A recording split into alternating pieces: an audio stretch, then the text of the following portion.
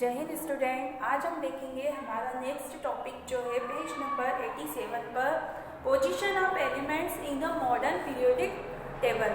Okay student, जो आपको है page number 87 open. So student, the modern periodic table है 18 वर्टिकल कॉलम। जो पीरियोडिक टेबल है उसमें 18 वर्टिकल कॉलम है। जब हम ऊपर से नीचे देखेंगे पीरियोडिक टेबल में तो कितने कॉलम प्रेजेंट है स्टूडेंट? 18 कॉलम प्रेजेंट है। ये आपको रिमाइंड रखना है।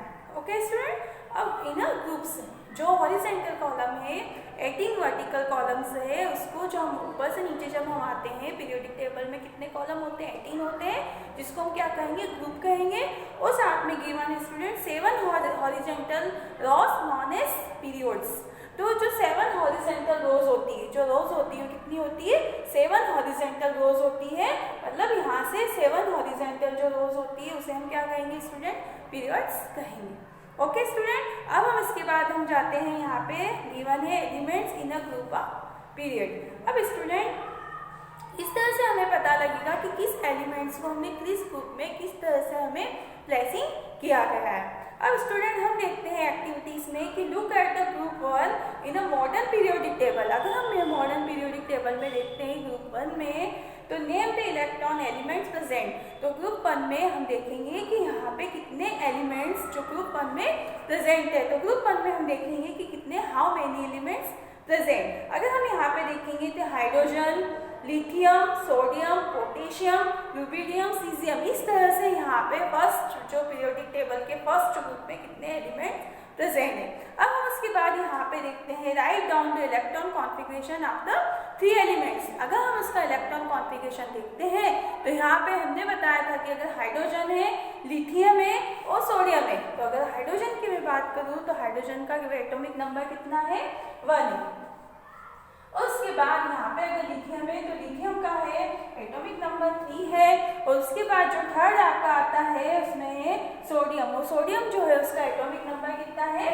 11 है। अगर इस तरह से इसका इलेक्ट्रॉन कॉन्फ़िगरेशन देखें स्टूडेंट तो हम देखेंगे कि हमने ये बताया था जो बोस मॉडल है 9th में KLMN शेल प्रेजेंट होती है। अगर KLMN शेल की बात करें स्टूडेंट तो हाइड्रोजन में 1 एटॉमिक नंबर होता है जो यहाँ पे जाकर फिलअप हो जाता है। उसके बाद हम लिथियम की बात करें स्टूडेंट तो लिथियम में है 2 है, और 2 के बाद जो 1 इलेक्ट्रॉन रिमेनिंग है वो है शेल में कंपोज हो जाता है। उसके बाद सोडियम है तो सोडियम में सबसे पहले फिलअप होता है 2 के शेल में, उसके बाद 8 में, और टोटल मिला के कितना हो गया? 10।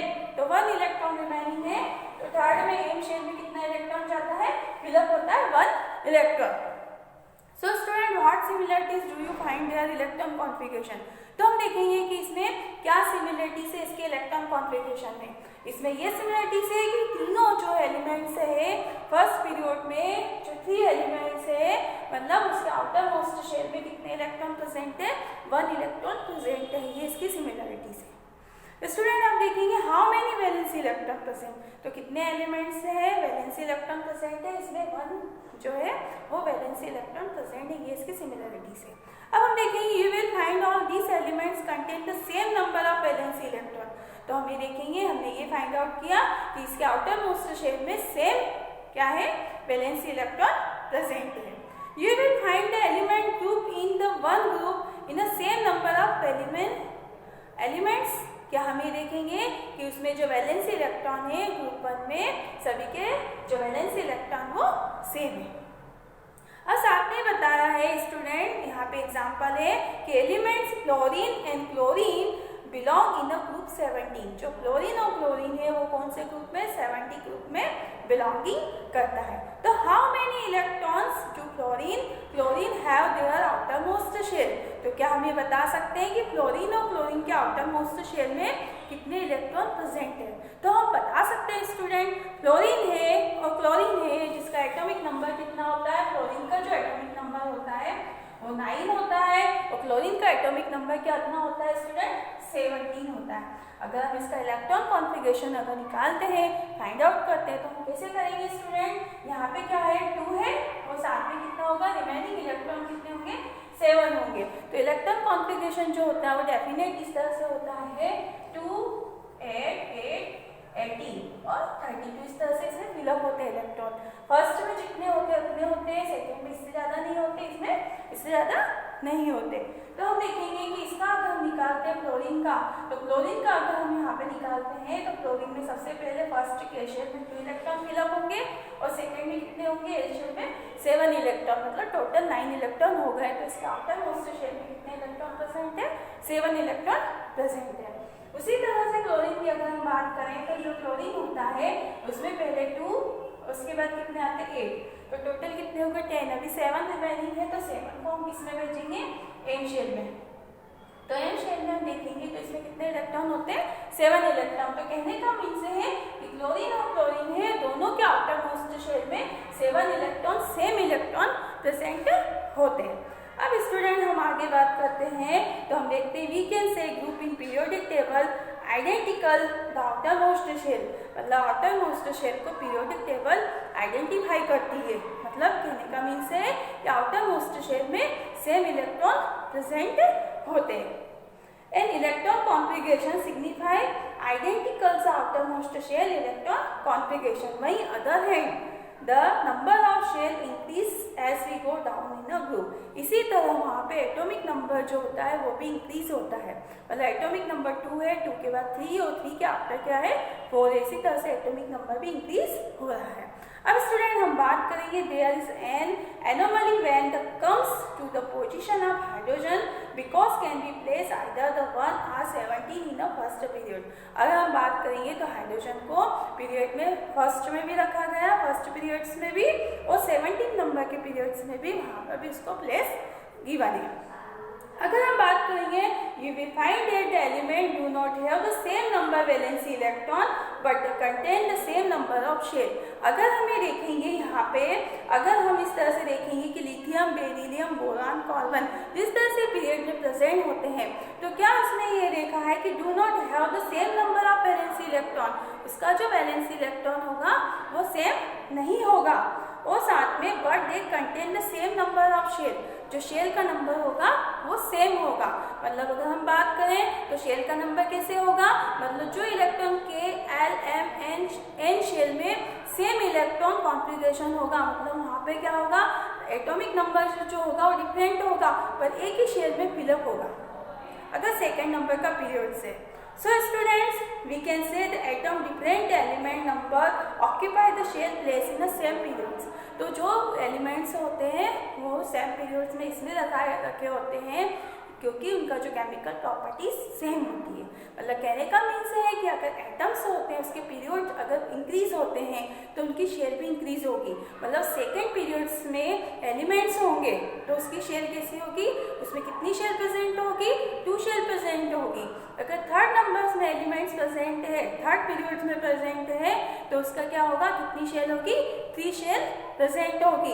इस तरह से हम एलिमेंट्स को भी रख सकते हैं इन पीरियोडिक टेबल में।